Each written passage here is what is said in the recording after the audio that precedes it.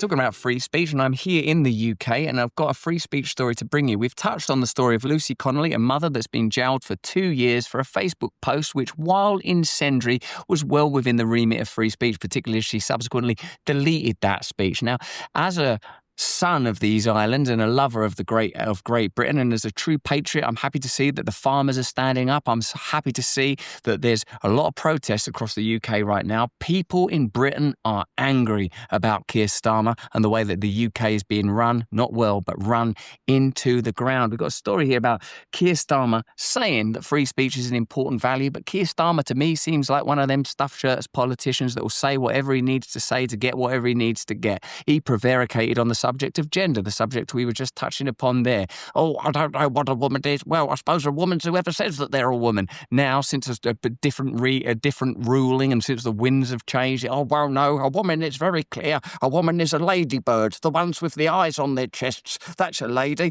A woman's like a man, but without a wasp name. I'd know them. Keir Starmer, while there's peculiar stories going on about arsonists, that's not a euphemism, that appear to be attacking his property from the Ukraine, all of them male models, a really odd story that seems to point in a very peculiar direction. He had the gall and the nerve to talk about free speech. Here's a quick clip that third RB, Russell Brand, Roseanne Barr, Rachel Braun, will play him for us now. Let's have a look at the clip. I'm not across the details of the particular case, but let me give you the principles that I would apply. Firstly, I'm strongly in favour of free speech. We've had free speech in this country for a very, very long time, and we protect it fiercely. I'm equally, though, against incitement to violence against other people. That has long been an offence in our country, and rightly so. And so I say, don't know the details of this case, but free speech, yes. Incitement to violence, no. Oh, how convenient! Steele. He doesn't know the specifics about this case. How convenient. Well, he's a lawyer, man, and he lawyers his way through every interview. He's really brilliant at not committing to anything. And I wonder, Sage, where do you think that line's drawn between free speech and incitement to violence? And do you think he's just sort of prevaricating and flanneling there? I don't know what prevaricating means, but he always was like... It means that, but with words. Yes, 100%. And he is an attorney, and he's very good at it, and he's paid to do it. Congratulations. I was talking about this yesterday with all the crushing, that's my word today, that Donald Trump continues to do to these universities where there have been free speech debates, but all the hatred coming towards Jewish people after October 7th. And I am one that truly does believe that you have to allow people to say what they want to say, because the line is subjective. It will constantly be moving. And even if it offends me, that doesn't necessarily mean that it was wrong or hateful. We don't know the intent. What I do know is if I'm an employer and someone spews hatred about Jewish people, I have the right then to fire them. There will be repercussions for hate speech, but I don't think you can throw someone in jail. What is that line? And that's where it's too dangerous. Well, you're making the perfect distinction that the founders made between the government doing something and private people deciding who to associate with. So yeah, I'm completely with you on that. I think the other confusion, of course, is that, people are confused between speech and actions. It's one thing if you're out there with any idiotic or wonderful sign that you want for whatever your cause is that you might have the reverse cause for next year. That's one thing. But if you are with a mob of people screaming these things, also denying someone's ability to get on campus, or quite literally what they did in Colombia, where they took over a building and literally locked 2 Hispanic janitors in the building who are now suing them. There's a fundamental difference between action and speech. It's been sort of disappointing to see a lot of my friends who are mostly good on free speech not make that distinction and make it seem like a lot of the campus stuff has just been about speech. But the other thing as it relates to the campus thing, though, is that there's also a difference between the First Amendment's defense of free speech and campus codes. Sage, yes. You have daughters in college. One just graduated.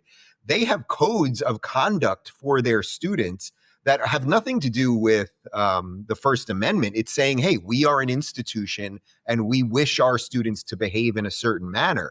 And if you don't behave in that way, then the institution has to defend that code, or there's nothing left to defend.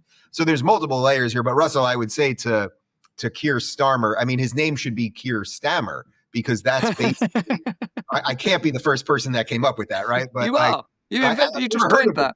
I never heard it before, but it seems kind of on point. I mean, it's just dribble. He doesn't know about the topic he's talking about. He doesn't want incitement to violence. And yet over, virtually every weekend in London, you see it taken over by people who are calling for violence openly and targeting certain people and everything else. So I suppose, surprise, surprise. Yeah. Hey, do you know what? Firstly, well done on Keir Stammer. I'll be using that as You an can English. take that one. We're very reverential in my country, and we don't use puns like that on our leaders. It's considered disrespectful. But secondly, there's a sort of a human aspect to this. Lucy Connolly, I think lost a child, and she's was a mother who, responding to the deaths of those 3 girls that were murdered in Southport, posted something that was incendiary, deleted it later. Common sense tells you this is a woman who doesn't belong in prison. And common sense also tells you that the cold bureaucracy used by, I call him Keir Stammer, is exactly the kind of political mentality that we have to fight. People that sort of somehow seem separate from life, that just parrot talking points in order to legitimize authority when it suits them. If saying stuff on the internet can be made illegal, then everyone's a potential criminal. And that's how the authoritarians like it. Then they can pick and choose who they can drag through the courts or who they can bang up in jail. And that's the kind of culture they want to create. And by the way, if I could just say one other thing on this, correct me if I'm wrong, Russell, but did they not just arrest someone in the UK this week who burned a Quran? And no one wants anyone to burn someone else's holy book and offend other people and everything else. Or I can't say nobody, but generally speaking, you wouldn't want someone to burn the Old Testament or the New Testament, obviously. But once we're jailing people based on religious blasphemy laws, and it only goes one way, they wouldn't have burned, they wouldn't have arrested somebody for burning the New Testament, obviously, or the Old Testament, obviously. Once you start doing that, it's like, well, where really are you here, Keir Stammer? A British couple have been arrested for flying a flag outside their home.